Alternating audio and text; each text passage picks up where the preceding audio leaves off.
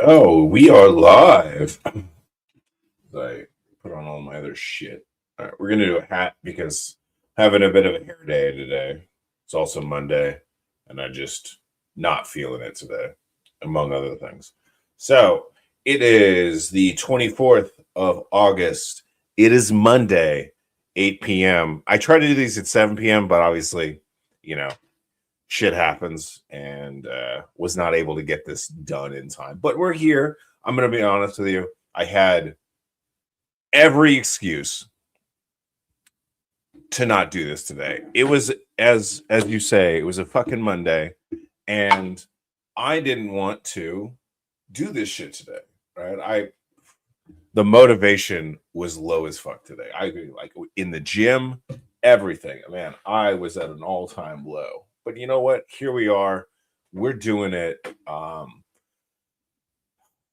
We made a fucking schedule. We're fucking sticking to it. So regardless of how I fucking feel about shit, right? But we are officially back in school. All right. It's been a hot second since I've been in college classes. All right. Obviously, the goal is, to become an astronaut one day, right? It is a little weird being about 20 years older than everybody else that you're going to school with, but hey, it is what it is. It's funny because I was, for the longest time, when I was getting ready to leave the military, probably years prior to it, I was not sure what I wanted to do. I've had all these dreams of doing all these different things, wanted to be a doctor, all these different types of things, right? And I think probably one of the things that I was really wanting to do was go to medical school and becoming a doctor. And I've always wanted to do it. And I have a very couple close family members and friends who are all doctors. And actually, a number of them are surgeons. And actually, let me get rid of this. 1 second. Okay. And they actually told me not to do it, right? For various different reasons. What I ended eventually coming down to was I'm getting out of the military at 40 years old. And by the time that I would get out of medical school and basically be able to be a doctor and not be somebody's bitch and actually be like, essentially an attending, I'd be in my 50s. So I was like, is that really what I want to do? Do I want to spend, and basically I have to spend the entirety of my 40s in medical school. So I was like, you know what? It's not really what I want to do, right? But I have always, since the youngest age, always wanted to be an astronaut, right? And if anybody knows the name Johnny Kim, right? If you don't know Johnny Kim, let's pull this up here. Let's do a little. Everybody thought they were cool until Johnny Kim came along, right? Let's do this. All right. So, if you don't know who Johnny Kim is the ultimate what every man has ever wanted to be, right? So Johnny Kim is an astronaut, right? He just finished his first 8-month program. But do you know what Johnny Kim did prior to this? All right, let me actually I'm gonna have to remove this. Let me see. Oh, you know what? I know exactly what I'm doing. Give me 1 second. I know how to unfuck this. All right, we're gonna share the window to the wall. Oh no, that's not what I would do. Never mind. All right. So Johnny Kim. All right. So anybody doesn't know who Johnny Kim is. All right. Johnny Kim was a Navy SEAL, then became a doctor, and now he's a motherfucking astronaut, right? This is the man that I fucking look up to. It's people like this, right? Let me see if I can. And man, you just go down here. He was in SEAL Team 3, participated over combat missions, and then he went into aviation. He went into medicine. Like, what is this dude not fucking did, right?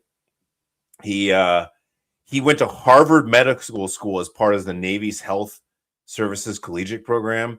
Kim applied to the Naval Air Medical Dual Designator as both a flight surgeon and a naval aviator.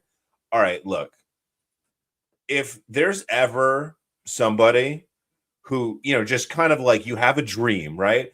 And I think that I would be cool and I'd be, get to be kind of cool about doing certain different things,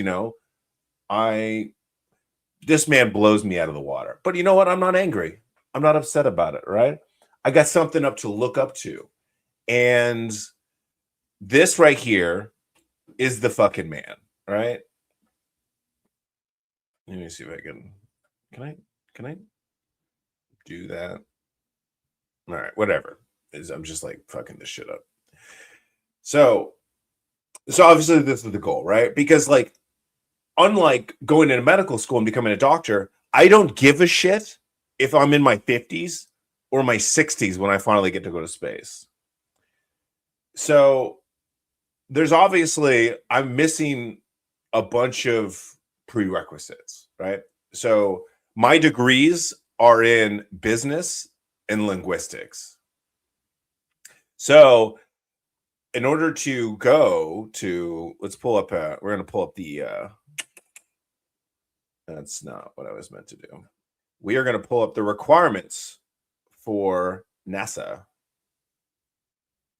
All right, here we go. So these are the NASA requirements.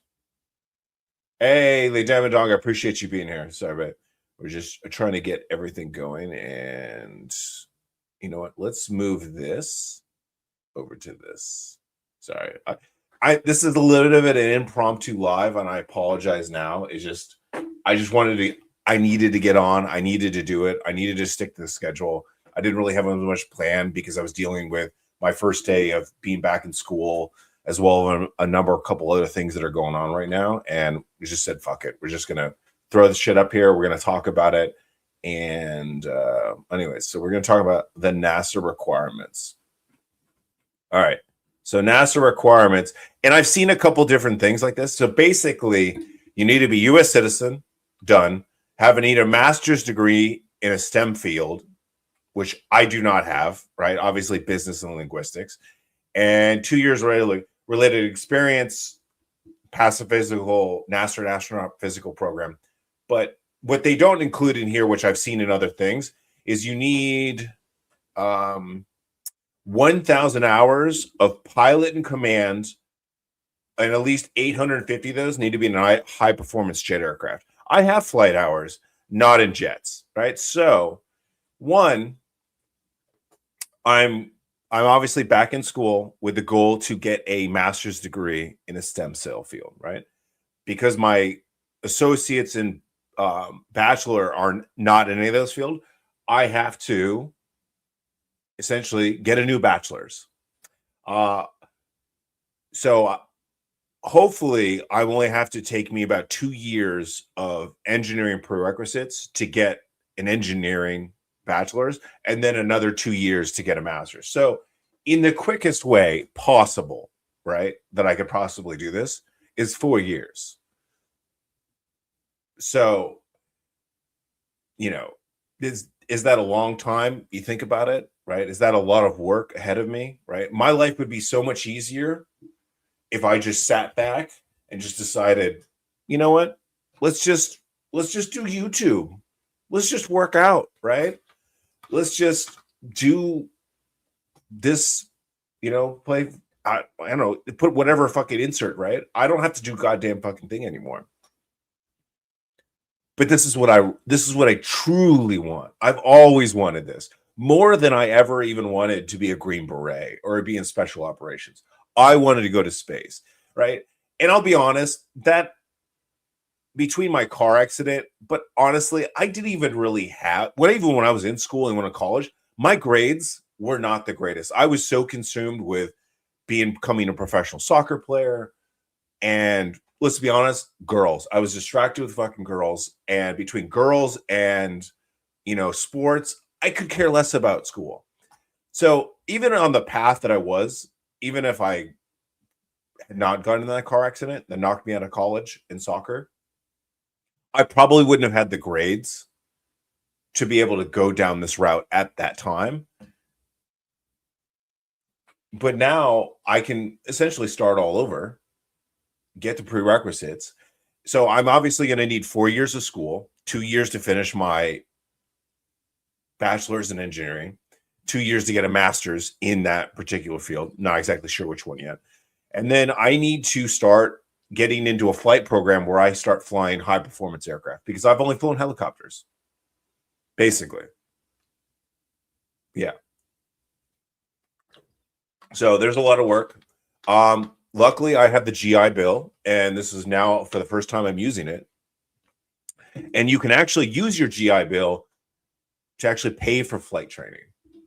The only part of flight training that you cannot actually use it is for your initial basic flight pilot license. You can use it for advanced programs. And so I'm in the process of trying to map out how much of the GI Bill I can use to get as far as I can my engineering degree, but also use it to pay for flight school as well. So there's going to be a lot going on. So this is all a process, and this is just me starting the first day of school. So, but at the same time, there's also other things I want to work on. Obviously, I want to get better at this whole social media thing, this whole talking to the camera thing, the better public speaking. So I am in 2 classes right now, just mainly because I needed to pick some classes just to get my GI Bill started. So there's 2 classes that actually are not really going towards my degree, but I just needed to fill it until other classes came available. And 2 of them, one is I'm actually taking a public speaking class, and then 2, I'm taking a theater class, because what not better to be better about public speaking than basically go into fucking drama, take a theater class. You know, maybe I get, I've always curious about acting, you know, not like I would do it full time, but I think it would be fun to like do every once in a while. And, you know, fucking why not, you know, expand your skills, you know, and learning theater and learning how to act and drama and, you know, improving the public speaking. I think it just makes you better at everything, single thing. You know, does it seem like I might have ADHD, that I'm all over the place? Yeah, it might be, right? But I believe in just getting as many skills as you can, you know, being like a Renaissance man, everything and anything, you know. Obviously, what is it? What's that full saying? It's better to be a jack of all trades than a master of none, or one. But I know it's an incomplete quote. It's better to be a master of something. So yes, I actually will plan to be maybe like air guard bro. Well, I can tell you one thing that I'm never going to do, unless it is required, right? But you can fly high performance aircrafts without being in the military anymore, right? You can do that on the civilian side, so you don't need to go join the military to do that. So if you got the money, you can streamline the process, because the military slows everything down. Doesn't matter how cool it is, the military makes it dumb. There's obviously a number of reasons for it, but the private sector can streamline that shit. It's obviously more expensive. So, but that's where the GI Bill comes in. So, how hard they make it for you fixed wing pilots to transition from military to the civilian world? Does the FAA honor the training? Do you requalify, recert essentially to fly? So, as a matter of fact, they are they're very good about your experience in the military and flying aircraft. The FAA definitely honors it, right? Even like if you're a rotary wing pilot, and if you're a rotary wing pilot, right? For example, it takes typically to get your basic private pilot's license, it's 40 flight hours. If you graduate from like the military, you know, helicopter school, right? Like you become a Black Hawk pilot, Apache pilot, or whatever. When you come, you obviously still have to do your license, but instead of you having to do 40 hours, you just do 16, because you've obviously learned a lot of the stuff that goes into how to manage airports, how to do radio calls. They know that it's in your course curriculum as a helicopter pilot in the military to do all this stuff.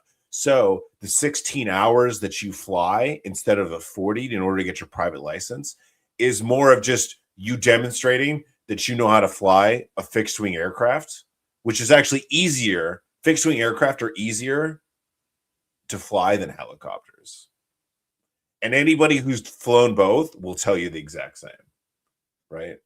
Especially non-high performance aircraft, like if you're flying Cessnas and any other prop air class, that shit's so much easier.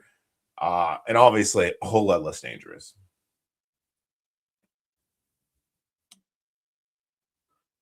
Mm-hmm. Yes.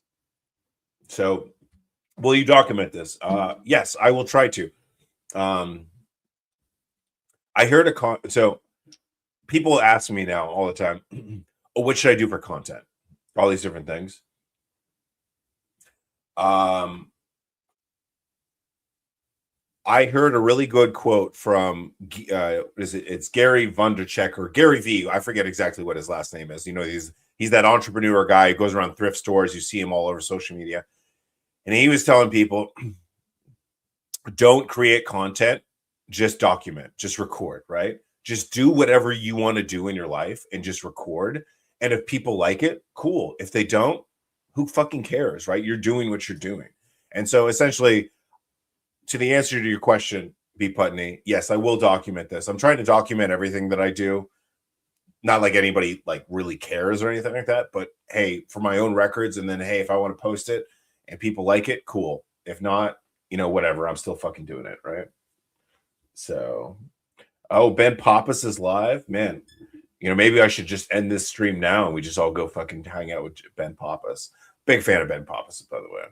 So, what STEM field are you looking at? Well, obviously, I feel like in engineering, and I really do enjoy flight. And obviously, there's different types of engineers, but I feel like if I can, and I'm not 100% sure, I'm going down the engineering basic requirements now for a degree. Where I'm going to shoot for the stars, and obviously it's one of the harder of the engineering degrees, but I'm going to try to look at aerospace engineering first. Whether or not I have the aptitude of that particular field of engineering, we'll see, right? But generally, it's going to be some level of engineering. So, which, you know, math is hard sometimes. So we'll see. We'll see how well, especially because my car accident, I definitely had some brain damage, and I not only were my speech patterns affected, mainly I had like regressed to a second grade math level. Obviously, I've regained some of that back, but I am in the process of basically going down my having to relearn some of the advanced level mathematics that I'm going to need for this engineering degree. And this is going to be a fucking struggle for sure. So it's a long road. I can just like even just sitting here and thinking about it, that's at least at minimum 4 years. And it's gonna be some fucking hard fucking work, right? I think about it like I could just sit back, I could just do YouTube, I could just play fucking video games, I could just ride horses. Why the fuck do I do this to myself? I know, because I'm just gonna fucking regret it one day, right? Because everything good in life is hard, right? So if I want to get my ultimate dream was to become an astronaut, right? Look, I want to be like Captain Malcolm Reynolds of fucking Firefly. I want to have my own fucking spaceship one day. Is that going to happen in our lifetimes? Possibly not. With Elon Musk, it's a possibility, but probably not. But I still want to go to space. I still want to be in some sort of aircraft, and I don't want to be a fucking passenger. I want to be a mission specialist.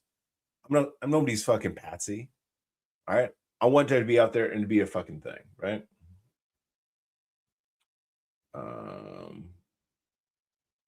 Let's see. I saw this. I'm curious how well you did on the SIFT. So I passed the SIFT. I think okay, so unless they change the grading scale, so the minimum score to pass the SIFT when I took the SIFT test, or anybody who doesn't know what the SIFT test is, it's essentially it's the aviation aptitude test. If you want to go to flight school, you have to take the SIFT test. What is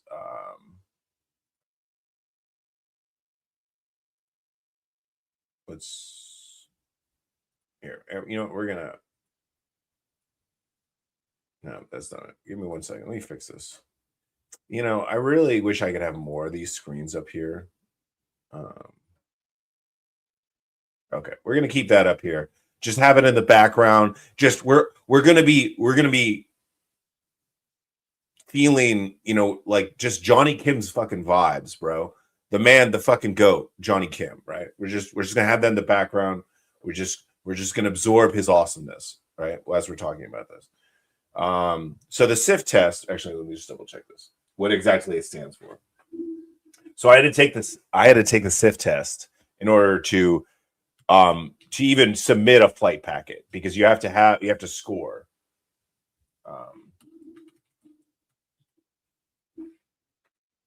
So SIF stands for Selection Instrument for Flight Training. Okay, so basically, it's a computer-based aptitude test required for candidates pursuing the U.S. Army Aviation and Flight School training, right? So at the time when I took it, you needed at least a 40 to pass, but you were told by everybody I talked to, in order to be actually considered for flight school, you needed to score at least a 50, right? So 40 is technically passing, but you needed a 50 on the SIF test to actually be accepted into flight school or for your warrant packet to at least be competitive. I think I scored a 51. Right. And I don't exactly know what it goes up to, but I definitely did not get the highest score, but I got enough. The minimum that I needed for my purposes, I got just barely, right? I think I got a 51, right? Which is not extremely high, but you know, I'll tell you when I was in flight school, um, flying there's obviously a science to it, but there's also an art to it. Like when you're controlling the flight sticks and everything like that, and you're feathering the controls. I was definitely stronger. My strongest part of flying was I had a good feel for it, right? Like the art of flying and kind of having that good like just aptitude for being able to move the sticks, be able to transfer your consciousness of how you need to move the aircraft, which is how to operate the collective at the same time as the stick. I actually picked up that on really well, and I had a very natural aptitude for flying from the stick. I probably could have been a little bit better on the technical side of things, but we're going to be making up for that now. Now that we're going to be getting engineering, because we kind of have to do that. Do you know Space Flight Simulator or the game is BS? I've honestly never done it. I've never tried it. I don't even really think that I've ever tried a video game simulator. Obviously, I did simulators when I was in flight school and have done a couple since, but see, thank you, Owen. That's very helpful. Just do a couple math formulas a day and do the practice reps and let the pattern analysis kick in.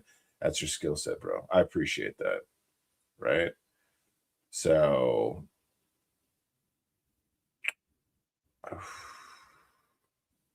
yes, it is. F it, I'll shoot my shot. In summer 2020, I'm making a dating profile. Any advice on how to get a Christian dog? These guys are ridiculous.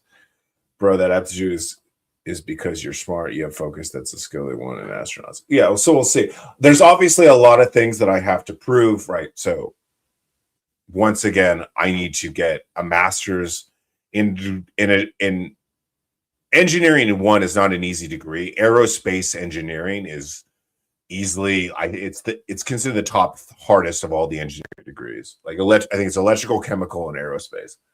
So we'll see if I have the aptitude for that. But we're going to get a stem cell master's, and then which I'm actually looking most forward to is I'll start the training pipeline to eventually get to flying high performance aircraft. Right. I'm going to do it on the civilian side of things, which is done, right? But I'm excited. I've always wanted to fly jets. When I flew helicopters are cool, but when you're flying helicopters, I'm going to be honest, especially when you get to cruising altitude and you start just cruising at like 5,000 feet in the air, you just wish you were in a fucking aircraft, because helicopters are fucking slow, they're uncomfortable, and it's just, when you're not, other than hovering or flying nape of the earth, honestly, they're not even that fun. So it is what it is. But yeah. But so cool thing is, so anybody who knows, one of my favorite YouTube creators, not necessarily YouTube creators, like is Simon Sinek, right? Simon Sinek is known as like one of these great speakers about leadership, right? And so as I was looking at like kind of recapping on like Johnny Kim's, I saw that Johnny Kim was interviewed in space by Simon Sinek. So we're about to watch that. So let's get into that. All right. Share screen. No. All right, here we go. Station, this is Houston. Are you ready for the event? Houston Station, I am ready for the event. Ready, Coop? Simon Sinek, this is Mission Control Houston. Please call station for a voice check. When I was 13 years old, I had a dream. It was to go to space camp in Huntsville, Alabama. I had just seen the movie Space Camp, and it sparked all my childhood dreams to be an astronaut one day. And so I figured the first step was to go to space camp. And that's exactly what I did. And I remember when I came back, I was so proud. I wore my flight suit to school the next day. Everyone made fun of me. This dorky kid in a public school walking around in a light blue NASA flight. I remember when I was growing up, like in the 80s and the 90s, space camp was such a cool thing. I always wanted to go to space camp. But one, I didn't really live in the United States until I was like 14 anyways. And then two, my parents were poor, so there are no space camp for me. But secretly, I knew everyone was jealous. And my love of space and the space program NASA has never gone away. I've done every Lego set that has a NASA logo on it. I've got NASA stickers on stuff that I own for no other reason than I think it's cool. So when I was offered the opportunity to talk to astronaut Johnny Kim on the podcast, of course I leapt at it. But it gets better than that. I talked to him while he's in space. He is currently on the International Space Station, and the wonderful, fantastic people at NASA hooked up a Zoom call for us and allowed us to have a chat. What a thrill! What a thrill! Totally nerded out. Johnny is someone remarkable and special. And if you think you've met an overachiever before, you haven't met Johnny Kim. He was a Navy SEAL with many combat tours. He was a combat medic. And it was the experiences he had in combat that inspired him to want to serve even more. So he decided to become a doctor. But of course, he went to Harvard. But of course, that was still not enough. And now he's an astronaut. This guy is amazing. He's also one of the most humble people I've ever talked to. He refuses to give himself a pat on the back. He refuses to say that it was about him. He has immense gratitude to the world, and in particular, immense gratitude for the bumpy life that he had growing up. Johnny was raised in a household with an alcoholic father and, unfortunately, a lot of violence. And that is where this meek kid learned to stand up. But he wasn't just standing up against the violence. He was standing up to protect others, to protect those he loved. And it's this theme, the theme of love, that has continued to drive him to higher and higher levels. I'm going to be honest, this is interesting because I actually didn't know, like I obviously knew Johnny Kim was a Navy SEAL, doctor, and now an astronaut. I actually did not know that apparently he had a abusive or alcoholic father. So this is interesting. I'm actually learning something new about this. And then also because what is it? One of the memes I saw was like, just because obviously he's Asian, and a lot of jokes that go along that, and how Asian moms are in constant competition with other Asian moms about their sons. And it was like the meme was like, Imagine your mom being neighbors with Johnny Kim's mom. How horrible that would be. That's funny. Literally. This is a bit of optimism.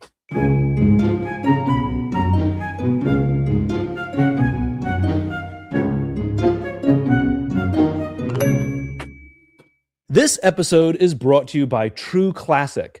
The way they became our sponsor is because I loved their t-shirts. And All right, let's skip that. We don't even need to read that. so we just called them up and asked them if they wanted to work together. And they said yes. So check out their clothes at trueclassic.com. It's good to see you, Johnny. Thanks for taking the time to do this. Oh, anytime. I've been looking forward to this, Simon. I think we're going to have a great conversation. I don't know if you know this, but there's an entire generation of Asian American kids, and particularly Korean American kids, who absolutely hate you. And that's because it's as if they don't have enough pressure on them from their parents to become doctors or go to an Ivy League school. But your was literally just talking about this. This is a big thing within Asian culture. existence is the thing that parents use to say, see, you can be like Johnny Kim. I unfortunately have seen that meme and know what you're talking about. I think there's a lot of, I think it's very comical and funny. I do think, though, I sometimes worry about the healthy aspects of comparison like that. You know, that common saying, comparison is the thief of joy. I was just going to say that. I say it all the time. The part of my journey that's been really important for me has been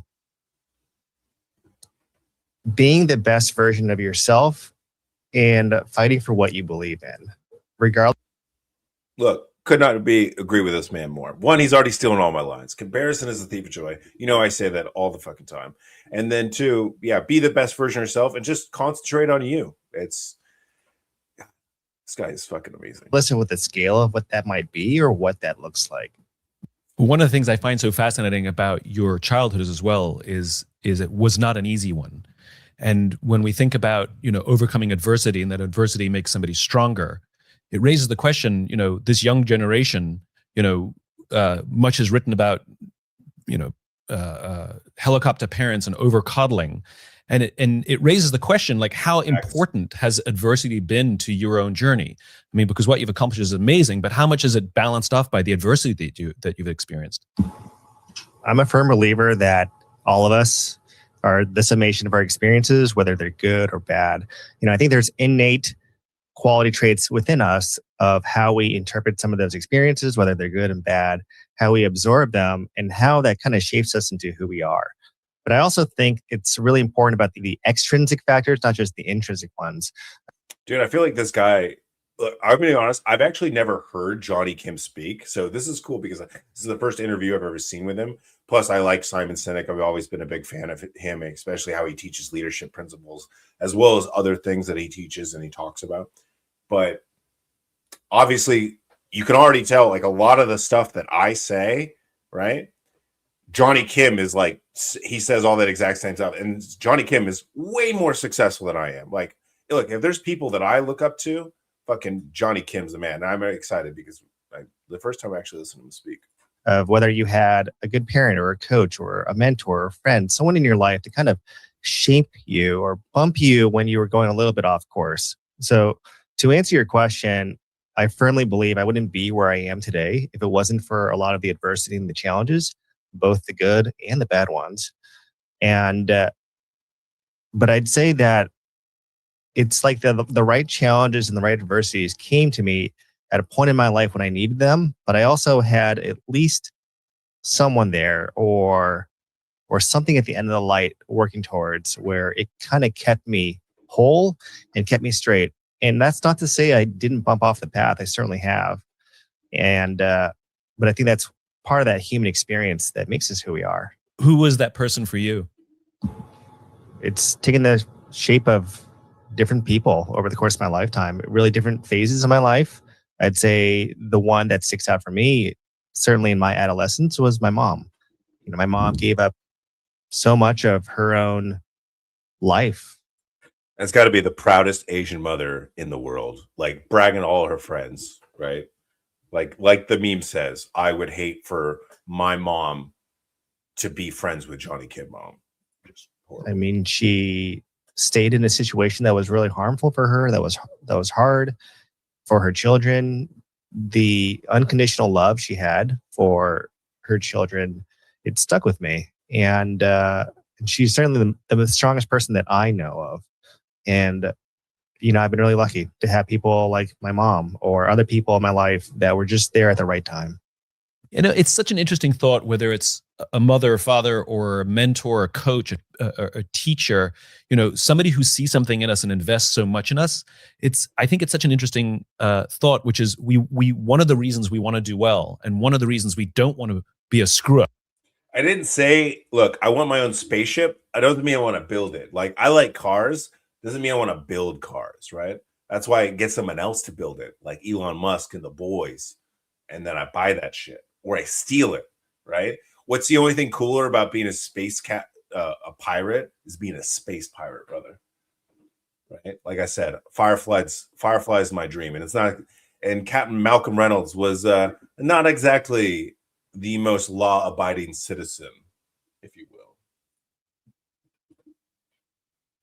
Up is because we don't want to let them down. We don't want to show that their investment in us and belief in us was in vain. I find that relationship, the desire to make someone proud, it's really fascinating to me. That it's not just inner drive, but also it's the relationship of the person who invested in us. Lee Damadog, as you said, you guys have a job, so you're more successful in your life, better than me. Technically, I don't have a job anymore. I'm actually unemployed right now. So it is what it is, right? And absolutely, I do love the Martian movie. So I think mainly because it's the writing a very powerful drive. And he was lying to tell you if I didn't have that drive, especially early in my life, where a lot of my motivating factors were almost proving other people wrong, or for instance, becoming a SEAL. There were a lot of people that told me straight up that was a bad idea. I wouldn't make it. And a part of me was proving to other people that I could do it. And also to myself, proving that I could do it. But as I've gotten older and more mature, I really have shed those extrinsic factors of proving other people or doing things for other people. Because I don't think that's a really sustainable way to a healthy life, a healthy whole life. And so I'm really careful about motivation and why you do things. And because this is actually I really like this subject. I like that because it's very interesting to talk about why do you do things, right? If you use some sort of motivation, or you they say that if you're doing something just out of spite of revenge, right? Is that the most conducive? Is that the healthiest way to do things? Look, at the end of the day, as long as if you get it done, you get it done, right? But let's just say that I wanted to get something, or I wanted to do something in spite of somebody, right? What happens when you do it? There's a lot of different ways to look at these types of things and how you motivate things and what is healthier versions of it. And it's a very interesting subject, because I even for example, a lot of times I will use motivation as because I say this enough that success is the greatest form of revenge, right? Instead of doing something in spite of somebody, right? Why don't you go and do it and just be like, hey, I'm just going to be the most successful person that I am. And the people who don't want you to succeed, they're going to fucking hate it more than you doing something just to essentially get revenge, direct revenge, or in spite of other people. The why you do things is the most important. I mean, Simon, I know you yourself know this very, very well. And doing something for someone else's approval is, I think, a surefire way to disappointment, to failure. It's not sustainable, in my opinion, but it is. Also, that's a really good point. Don't do things for other people's approval. Why? Because if they truly gave a shit, you wouldn't need to do something to get their approval, right? People who actually legitimately care about you and everything like that. You don't have to be this whole concept of chasing other people's approvals. One, other people's approval is fucking fickle as fuck anyways, right?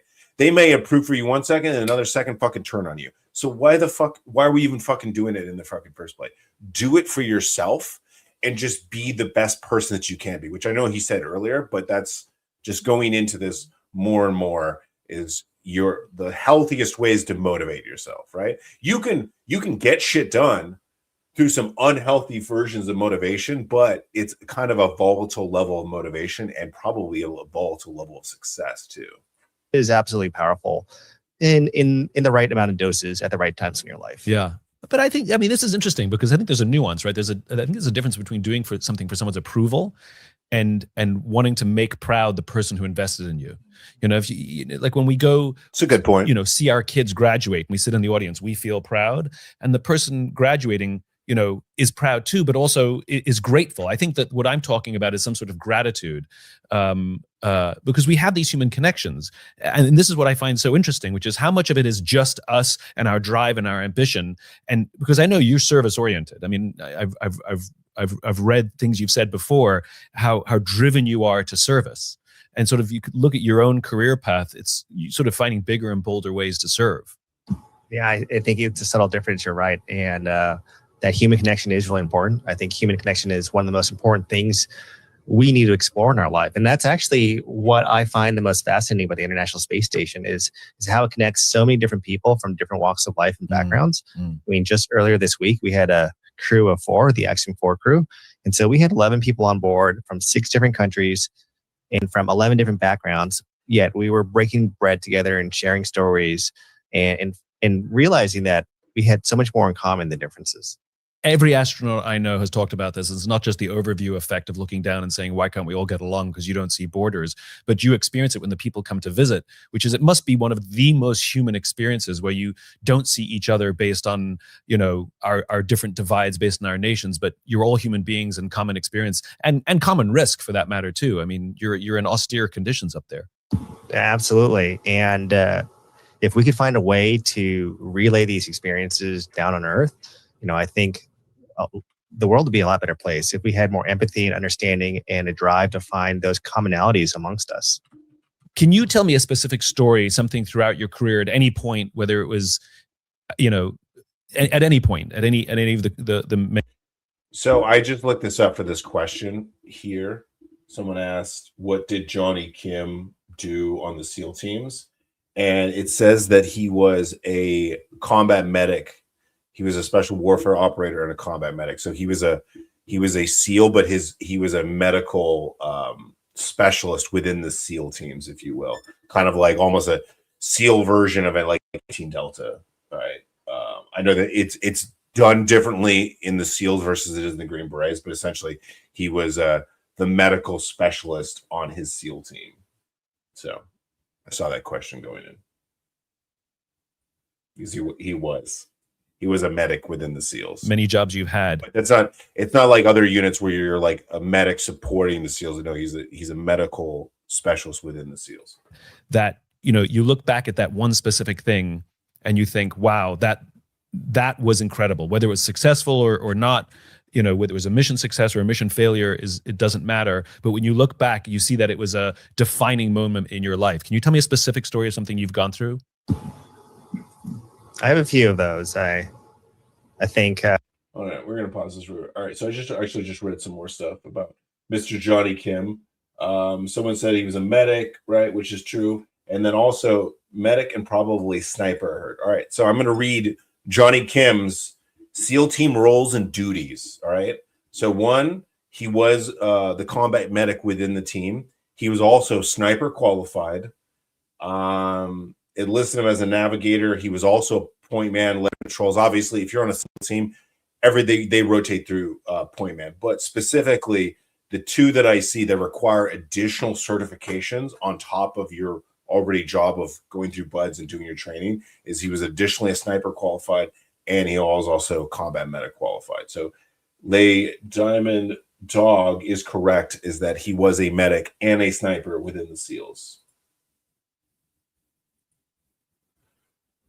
Look, all right, I'm trying to think about the positive, Kalanan, but you're right. I am going to lose the gains, but hopefully, all right, this is what I'm hoping, all right? It's going to take me at least 4 years. Let's think about this, right?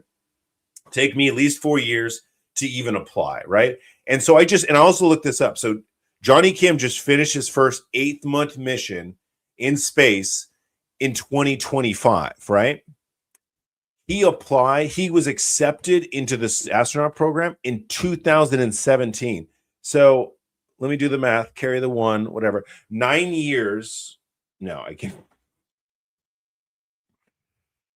Yeah, 9 years. 9 years. I don't know why I'm second. No, 7. No. Okay. So 9. Why? Wow, I'm really not gonna pass this engineering degree if I can't even do fucking math. Oh my god. All right. So it's wow. Yeah. So it's 8 years, right? So it was 8 years. I think it was about whatever. It's something like that, right? So 2017, so I think that's when it says it was accepted. Yes. Okay. So he's selected by NASA in 2017. He's a dual designated naval aviator and flight surgeon. And he returned to Earth December 9th, 2025, right? So a total of 8 years. Yeah, I know, right? I've got one on the computer. It's right. Look, today is a bad day. I'm going to be honest. My brain is barely functioning today. Anyway, so 8 years, right? So, and I don't know exactly how long the process is. Maybe it takes like a year to be accepted, right? So I've got 4 years to finish my requirements. I've probably got another year and then possibly 8 years until that. So probably by the time that I'll get into space, I'd be my mid to late 50s, right? So think about that, right? We're looking at about maybe possibly 13 years, right, before I get into space. Obviously, it's not going to take that long because with the acceleration of the space programs with Elon Musk, SpaceX, stuff like that, they're going to need more astronauts because we're going to have way more spaceships. So it's obviously going to be less time. But I'm hoping in less than 10 years, they'll fix the whole gravity thing, right? Or they'll have maybe like the centrifuges and everything like that. So by the time I go to space, I won't need to be necessarily in zero gravity the entire time. And then we'll be able to get gains, while we're in the gym, or really not lose as much gains. I guess you're absolutely correct. Yeah. So, yeah. All right, let's continue. Some good shit. Yeah. Oh my god. The one that's probably the most true is probably just a little outside the scope of the conversation we have here today, but the one I will share with you was being unconfident in my abilities. I think insecurity is something that we've all dealt with, and it's a part of being human. Absolutely. And it does not matter how awesome you are. And the people that you look up to who are just crushing it, one of the most common misconceptions is to think that these people never have doubts, right? These people are super successful. No, they do, right? They doubt themselves just as much as you do, right? It's just, do they allow those doubts to hold them back from doing things? And that's really, it's the difference. It's like you take everything that's going on in your mind that's toxic. The most successful people deal with the same shit too. It's the question is, when those thoughts come into your head, what do you then do with it, right? And certainly, I think a little tinge of healthy insecurity keeps the humility in check, or keeps the ego in check. Dude, I could not agree with this dude more. You're absolutely right. Have some fucking humility, right? That's also some of the people that I've ever met who have, I can't stand people who are not fucking humble. Look, the biggest badasses in the tier 1, right? Right? Because there are people 10 times better than me at Delta, ISA, all these different organizations, right?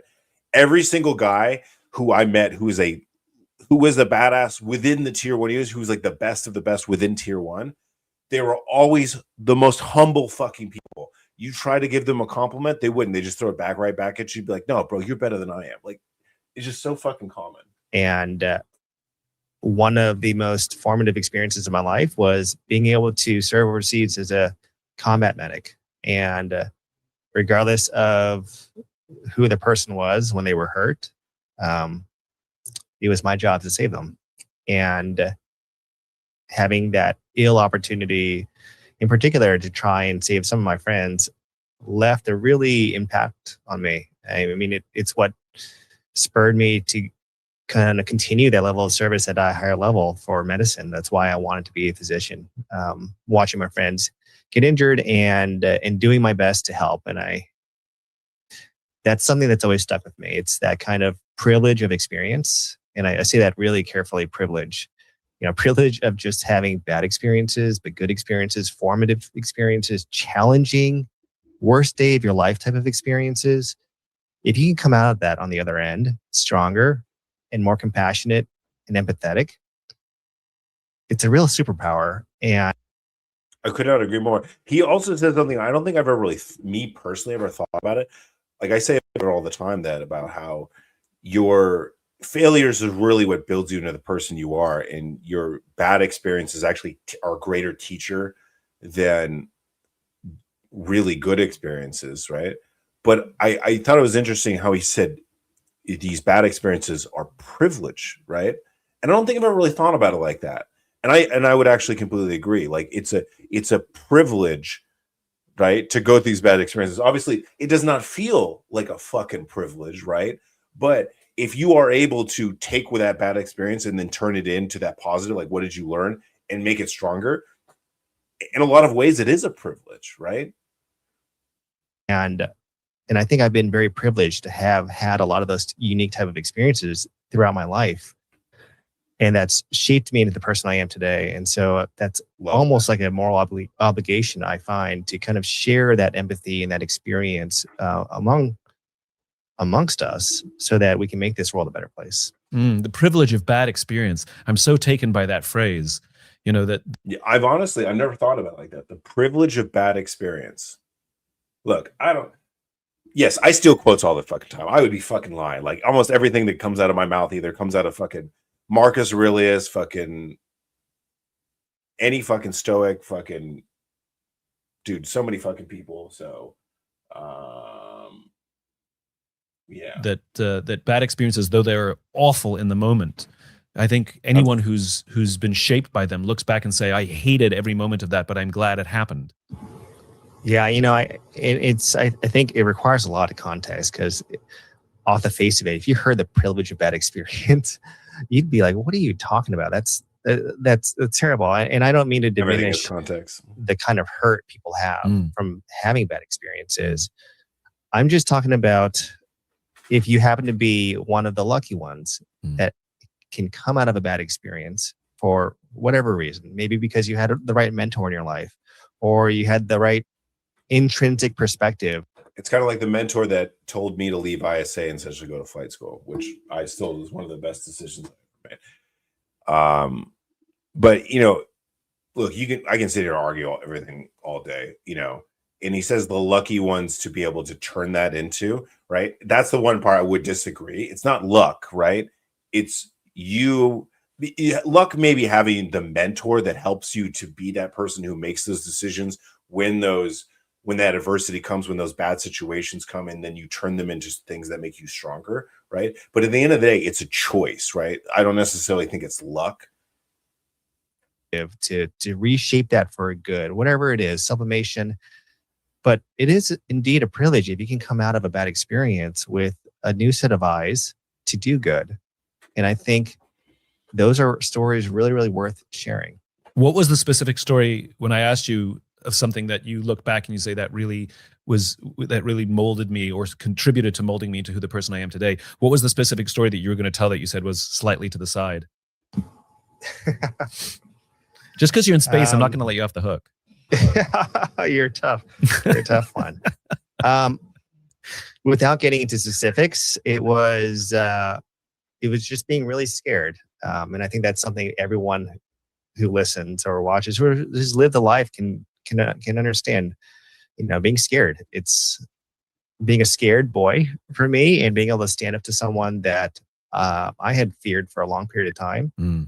Clicked something in my head and showed me that we're all a lot stronger than we give ourselves credit for.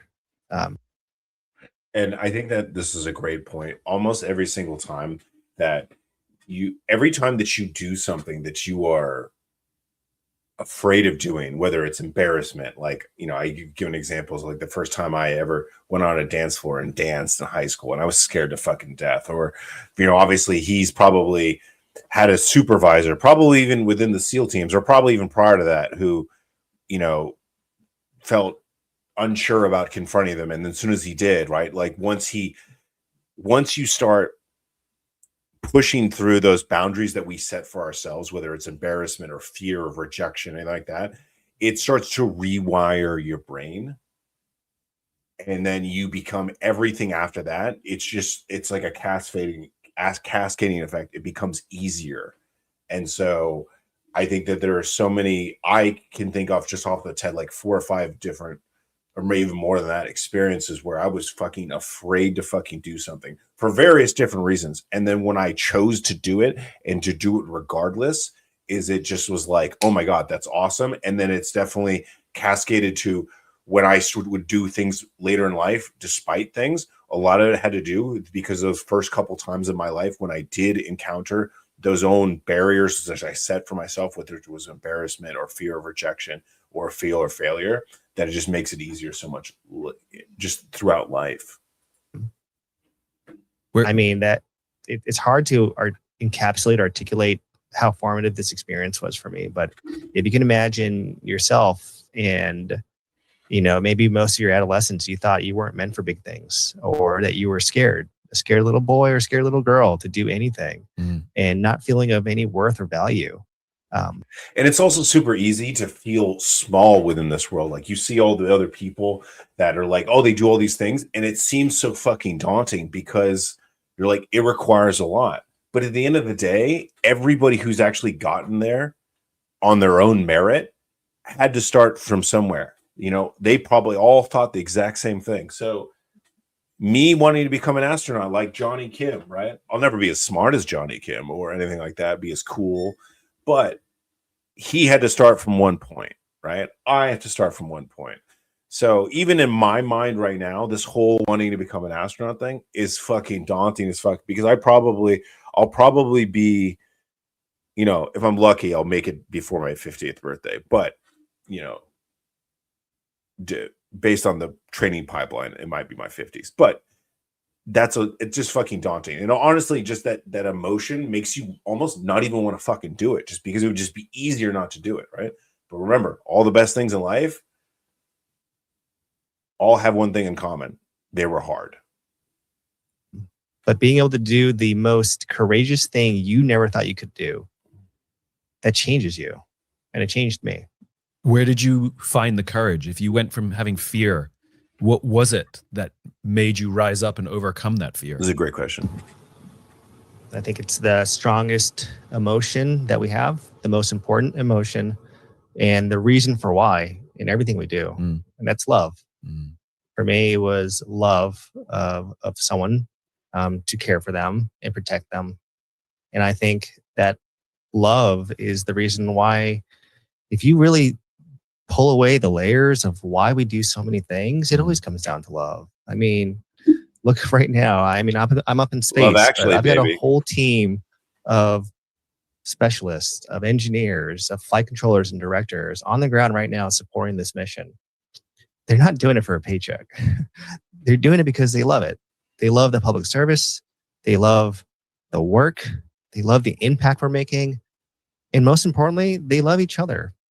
We have a lot of love for each other. And that's what I find so inspiring about public service, is that it goes beyond that. And you find a level of camaraderie and love for each other to keep doing the job. So I think there's a lot of good points that he just made, but I think that when you just get out of your own fucking skin, right, and you stop comparing yourself to other people, and you just really realize that it's just like, and also, look, if you were going to sit around and wait for people to give back the energy that you're going to give, right? One, the world is never going to get any better. And then two, you just kind of have to go out there and you have to be like almost kind of like selfless in its own right, or in its own way. Because, like, for example, I give to people who I know are never going to give back to me, but that's okay, right? Because if I went through my life and tried to only do a life of transactions or mutual transactions where I only get what I only give what I get, I'm never going to get anything, right? There's this amazing book that I just finished reading. Wow, I'm gonna fuck it up real quick. Let me pull it up real quick. Wow, my brain is really not fucking working today. It is. I'm sorry. Never Eat Alone. By Keith Barrazi, right? So this is a book about building connections, and one of the things that he talks about in the book is that in order for for people to want to do things with him, he just honestly would just give, and then eventually he would build these relationships where the second that he ever needed something, a couple of years down the road, they were just like, yeah, anytime that you want. That is only because he gave, right? And the reason why I bring this up is that you should just go in your life, right? Obviously, it's your life. Be selfish, be self. You need to put yourself first, because at the end of the day, nobody else is going to put your life first. It's your life. You're the only one that's going to live it.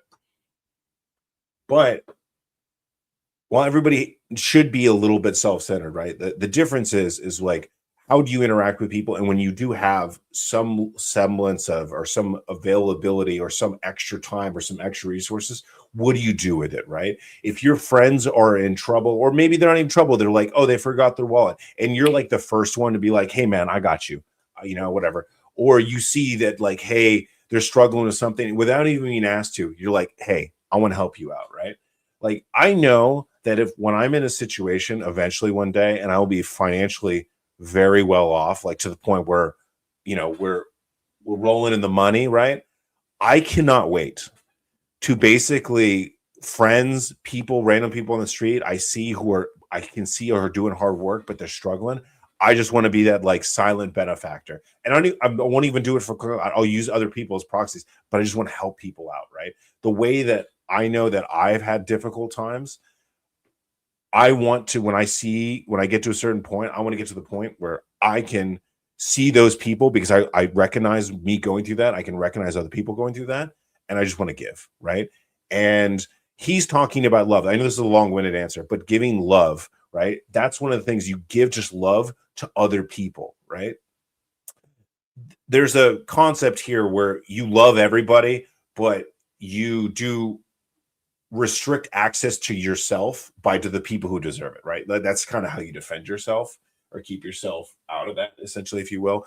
But I think the important part is just love everybody else, and just don't be a fucking hater. If other people are winning is not a zero-sum game. Just because some other dude is winning doesn't mean you can't win too, right? This concept when people who get fucking jealous because you're like, oh, even if you're in the same field, he's doing better than I am, so now I have fucking be awesome, happy for that dude, right? Be happy for everybody's fucking success, because success is not a zero-sum game. Just because one person has success doesn't mean you can't have success, right?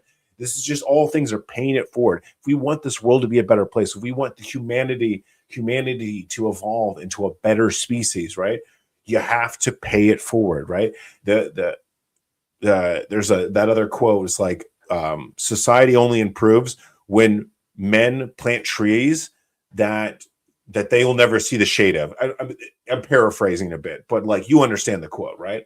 Like, that's the thing. And then it's sort of what he's talking about, but obviously I'm going on a bit of a tangent, but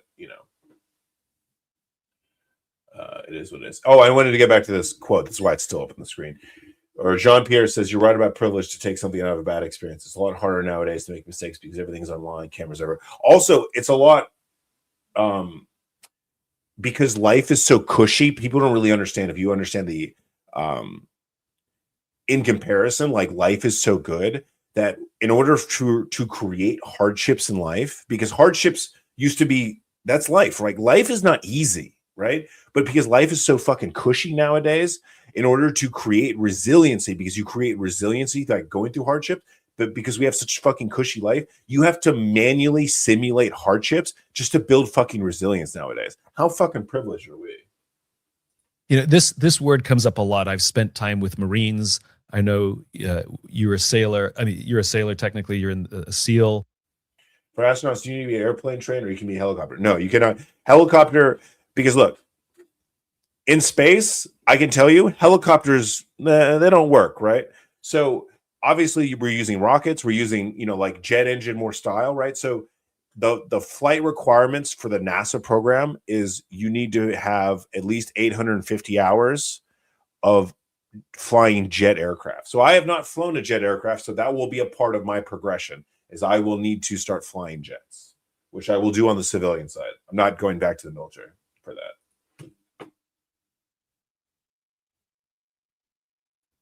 You're an astronaut, and I mean, you're a hardened warrior. You're a combat veteran with many tours, and you've seen and done things that are wonderful and awful at the same time.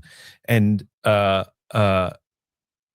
this word keeps coming up, and I don't think that sort of private sector recognizes that to be a high performer, to accomplish more than others think possible, is not driven by the desire, as you said, to prove others wrong or to prove how strong you are. Whenever I talk to folks like, so Tiger Cub, the only reason we're going to the moon is for geopolitical reasons, just like in the 1960s. All right, if you don't understand anything about Elon Musk does not give a shit about fucking politics. So we're not going to the moon for politics, right? We're going, the moon is going to essentially be a gas station, right? It's going to be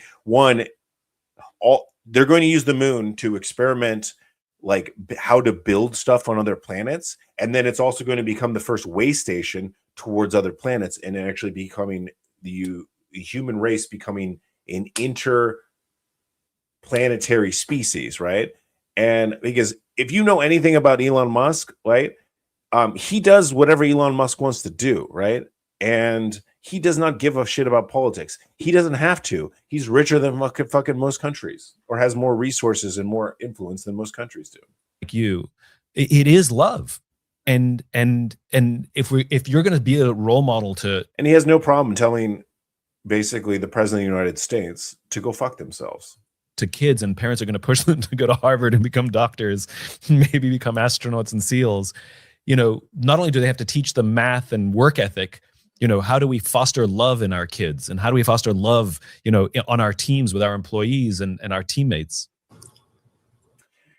Might be out of topic, but a lot of people say that the first moon landing was fake. Do you think so, or just BS? It wasn't fake, right? So a lot of the bullshit, there's a lot of things you can see. Look, there's a lot of stuff on this, right?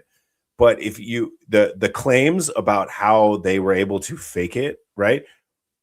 We didn't even have the technology to fake it in the way it was actually would have been harder with the technology base that we had in the 60s. It was actually harder to fake it than to actually just go to the moon. Right? Look, if you want to do any research on this, make sure you do the research on this on both sides, right? You practice it.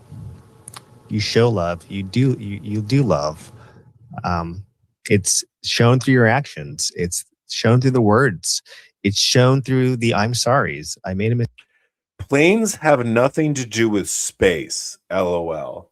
Helicopters would actually be better because spacecraft station keep meaning they require minor inputs to controls for precision interaction with the craft. My brother, Tiger Cub, I don't think you understand how helicopters work. The closest thing, right? So minor inputs also exist in aircraft, right? The closest thing to how aircraft work in space, right, is, well, one, aircraft, look, jets and helicopters don't work like things do in space, period, right? You have to put in minor inputs for every single aircraft, but I can tell you the only thing that is farther away from how things act in space than jets are helicopters, right? Because helicopters, the physics and the aerodynamic principles behind helicopters have nothing to do with what goes on in space, right? At least jet engines and rockets have some sort of similarities, right? But then you take an F-35 or you take a Harrier aircraft. When you hover those also have more similar characteristics to a spacecraft, right? Like the shuttle, right? When it obviously Starship's a little bit different, but obviously when we had the space shuttle, obviously it had a glide profile. That's how it came down. That's how it re-entered the Earth, right? So there are jets have minor inputs too, especially the F-35 and the Harriers, like your V-STOL type aircraft. But there's a lot more similar concepts for jets and space aircraft than there are with helicopters. I know it. I flew helicopters. Is it harder to fly planes or helos? Helicopters are harder to fly.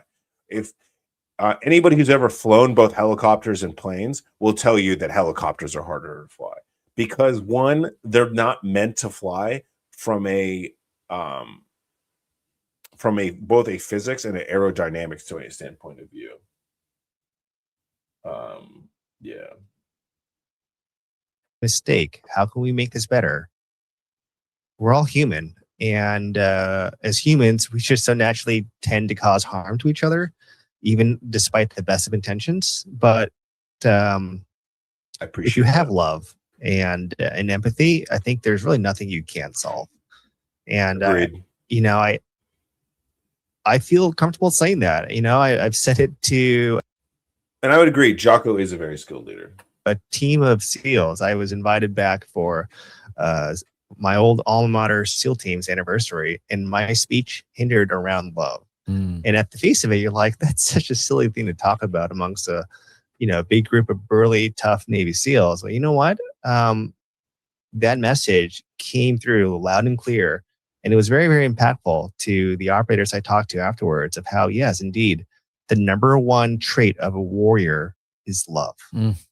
Whether that's love for country, love for home, love for the ideals you believe in, but of course, most importantly, love for each other to keep going on. I would actually very agree. I don't think I really heard it said like that, but I completely agree because you think about, especially culturally from an American standpoint of view, right? Typically, we love our country, right? We love the culture of helping other people. And then obviously every movie's ever been made about this. The whole brothers in arms. You love the man in the foxhole next to you. So he's absolutely right. I really like how he's putting it. This is a really good concept. I had the opportunity to do a why discovery with the SEALs, and where we came to was that SEALs have a capacity to love each other more than others think possible. And what makes them special as special forces is this intense love for each other, as much as it is for the organization and the country. I was struck by that. Again, these hardened warriors where love was the underpinning. It was such a special event, and there were a lot of tears in the room. Again, hardened warriors. I think one of the most impactful pieces of scripture for me is greater love hath no man than he laid down his life for his friend. And I've seen that firsthand. And, I have never had that opportunity to kind of to show that. And I'd like to think that I would. I don't know if I'm courageous enough to do something like that. But I think that's the greatest measure of love. And it's certainly something I've seen. And that's one of those things that's changed me. You asked earlier of some formative experiences, and that was certainly one of them. Yeah. Just to end on a lighter note, how many miles away are you from the Earth? Well, we just had a reboost, which means that we fired our thrusters to get a higher altitude. So we are currently 258 miles above the Earth. And you're flying over, I think you just flew over South America, I think. We are currently over Africa. Oh, you were over South America when we started the call, and now you're over Africa. Yes, we were. That's what happens when you're traveling 17,500 miles an hour. There you go. Johnny, I can't tell you what a thrill it is to talk to you. I was excited that you agreed to come on the podcast, and even more excited when you offered to do it from the space station. Thank you so much. And I hope I get to meet you one day when you come back down. Simon, thank you. It was an honor. Likewise, I hope to meet you one day. Take care, and goodbye from the International Space Station. All right, that's super cool. So one, I actually had no idea that we were going to actually watch this video today. I just kind of like threw this whole thing together and saw, as I was pulling up facts about Johnny Kim, obviously because I wanted to do some research before we even discussed them today, and the fact that he had done an interview with Simon Sinek, who I already respect as like a great like leadership motivator speaker. I think it's his book that, if you've not read Simon Sinek's book, I think it's Leaders Eat Last. He's written a number of books. There's so many good ones by him, right? This was just a real treat. And also, I've never actually heard Johnny Kim speak. So one, I already kind of respect him, but then as we're listening to the interview, he says so much shit that I say all the time. I'm just like, bro, did I just become more of a Johnny Kim fan? Like, already looked up to him just based on his accolades, but now that I listen to him speak, like, you know, I think he's fucking amazing fucking headspace. And obviously, to accomplish everything that he's done, you have to be. So to your question, to become one of it, is it master's astronaut school than astronaut? So it's definitely, you have to get the prerequisites. You have to have a master's STEM degree. You have to have 1,000 hours in flight. 850 of those have to be high performance, and also have to be a pilot in command. Anybody who understands what that is, you know what it is. And then you apply for the astronaut program. And then if you then make it, then you go to their, like, they have like a boot camp, they have a training program, which people, there is an attrition rate. People do fail out of it. You know, it's not for everybody, nor should it be. Johnny Kim never aged. Well, because he's Asian, bro. All right. Like, the Asian bros never fucking age, right? Especially mainly it's just the chicks, right? And the Koreans. And if anybody knows what Ojimosis is, you know what I'm talking about. PIC, the Master Jedi, pilot in command. That's what's up. So, well, I think that's where we're going to call it for tonight. So, unless you guys have any other questions, but yeah. So, once again, first day of school, we're back at it. We started the day one of a process that's going to take anywhere from, you know, at the minimum 4 years to 10 years, right? And that's fucking daunting just to fucking think about it, right? And that's going to be work every single day, day in and day out, right? And I could sit here and just fucking relax and enjoy the fucking rest of my life and not do shit, but that's not how I'm fucking wired. I'll just fucking hate myself later, just regret it, just was put in the fucking work, and just at the end of the day, just got to stop being a little bitch about it, right? Because every single day, I'm not going to lie, I get up and I want to be a little bitch. I got up today. I didn't want to do this fucking live. I didn't want to do a lot of shit. I didn't want to go to the fucking gym. I went to the gym today. Luckily, I went to the gym, but I can tell you my performance was horrible. But I'm just glad I went to the gym. And is my performance on this live that great? Probably not. My brain has been half working. But you know what? We're here. We're doing it. And that's the mentality we're going towards everything that we're going in life, no matter what it is. And if you're not shooting for the stars, see what I did there, pun intended, then what are we even fucking doing it was? So yeah, it is what it is. I appreciate you guys. What's the other age of the other students? Everybody I'm in school with is around the age of 20, because mind you, I am in the process of getting a new bachelor's degree. So and there, I think there's some 18 and 19-year-olds in my class. So I'm definitely the old man. I'm pretty sure I'm older than all my teachers. Probably.